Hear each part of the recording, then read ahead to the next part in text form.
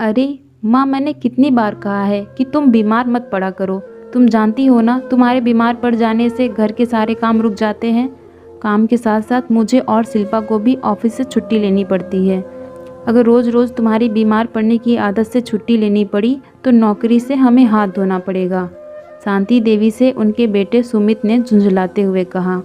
बेटे की बातें एक माँ के दर्द को और बढ़ा रही थी। शांति देवी को अपने ही बेटे की बात सुनकर दुख हुआ और सोचने लगी, बेटे को अपनी बीमार माँ से ज़्यादा नौकरी की चिंता है। घर के काम कैसे होंगे? बेटे बहू के ऑफिस चले जाने के बाद घर की रखवाली कौन करेगा?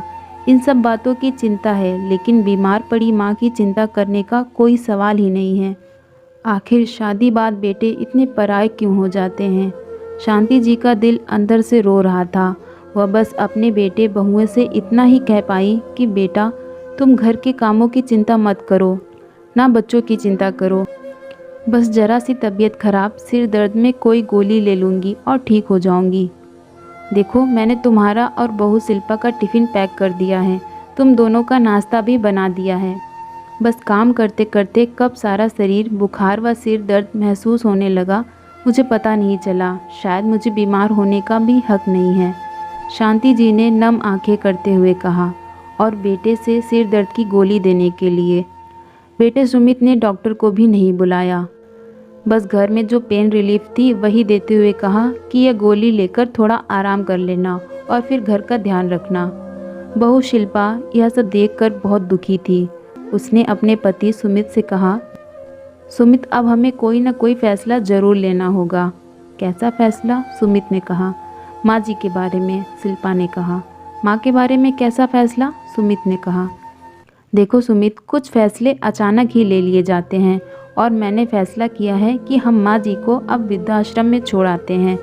माँ जी से अब घर का काम भी नहीं हो पाता है। रोज़ रोज़ उनकी तबीयत खराब हो जाती है। रोज़ रोज़ छुट्टी लेकर इनकी सेवा करें और अगले दिन ऑफिस जाकर बॉस की गाली सुनने को मिलती है। ये सब मुझे अच्छा नहीं लगता है। इससे अच्छा है आप माँ जी को किसी भी वृद्धाश्रम में छोड़ आइए।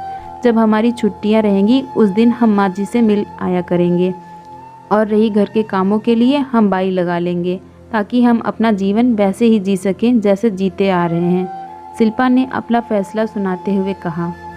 अगर घर में हम काम वाली बाई ही रख रहे हैं तो फिर माँ को वृद्धाश्रम क्यों भेजना? माँ भी तो हमारे साथ ही रह सकती है, सुमित ने कहा। अरे मेरे भोले पति, जब हम काम वाली बाई लगा लेंगे तब घर में कुछ काम ही कहाँ बचेगा। घर में काम नहीं बचेगा तो माँ जी घर में पड़ी पड़ी बोर हो जाएंगी और ज़्यादा बीमार रहने लगेंगी। अगर वृद्धाश्रम जाएंगी तो वहाँ उनके जैसी ही महिलाएं मिलेंगी, जिन्हें वह सहेलियाँ बनाकर अपने सुख दुख भी बतला सकती हैं और खुशी से रह सकती हैं। शिल्पा ने बातों पर मक्खन लगाते हुए कहा। उसकी मक्खन जैसी बातों पर सुमित फिसल गया और उसने शिल्पा के फैसले पर सहमत होते हुए कहा, तुम बिल्कुल ठीक कह रही हो। मैं कल ही इस शहर के वृद्धाश्रम में पूछताछ करता हूँ, सुमित ने कहा। अरे कल ही क्यों? जब तक हमें एक अच्छी काम वाली बाई नहीं मिल जाती तब तक तो माँ जी को यहीं रहने दो, ताकि घर के काम न रुकें, शिल्पा ने कहा। शांति जी का कमरा सुमित के कमरे के बराबर में ही था। जब शांति जी ने बेटे बहू के मुंह से वृद्धाश्रम वाली बात सुनी तो उनके पैरों तले से ज़मीन सरक गई और सोचने लगी, क्या सच में पुत्र कुपुत्र हो जाता है? लेकिन गलती तो मेरी ही है, जो मैं बेटे बहू की बातों में आकर गांव की ज़मीन और घर बेचकर इनके साथ आ गई और सारी रकम इनके हाथों में थमा दी। खुद के बारे में बिल्कुल नहीं सोचा कि बुढ़ापा अच्छे से गुजरे, इसके लिए कुछ तो अपने पास रखूं। लेकिन पुत्र के मोह में अंधी होकर सब कुछ उसे ही सौंप दिया। शांति जी सारी बातें याद कर रोए जा रही थी।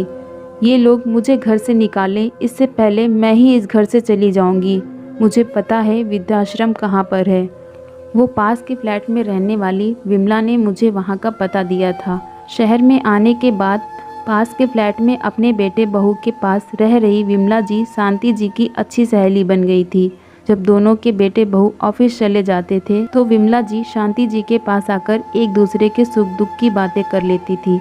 जिस दिन विमला जी वृद्धाश्रम जा रही थी तब शांति जी के हाथ में एक पर्ची देते हुए कहा, इसे संभाल कर रखना, ये तेरे काम आएगी। क्योंकि लोग पेड़ को तब तक ही अपने आंगन में रखते हैं जब तक वह छाया और फल दे। जब वह फल देना बंद कर देता है तो लोग उसे आंगन से उखाड़ फेंकते हैं। जाते जाते विमला जी शांति जी की आंखें खोल गई। शांति जी को विमला जी की बातें आज समझ में आई। शांति जी अगले ही दिन बेटे बहू के ऑफिस जाने के बाद हमेशा हमेशा के लिए वृद्धाश्रम में चली गई। वहाँ जाने से पहले अपने बेटे के नाम कुछ लिखकर छोड़ गई।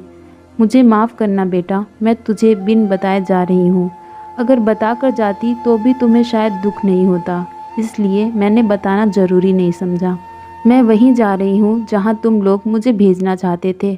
तुम दोनों खुश रहना, समय पर खाना और समय पर उठकर ऑफिस जाना, और काम वाली बाई से कहना कि घर का अच्छे से ध्यान रखे, और मुझे माफ़ करना क्योंकि कुछ फैसले अचानक ही ले लिए जाते हैं। इतने दर्द के बाद भी उस खत में माँ को अपने बेटे के लिए चिंता झलक रही थी।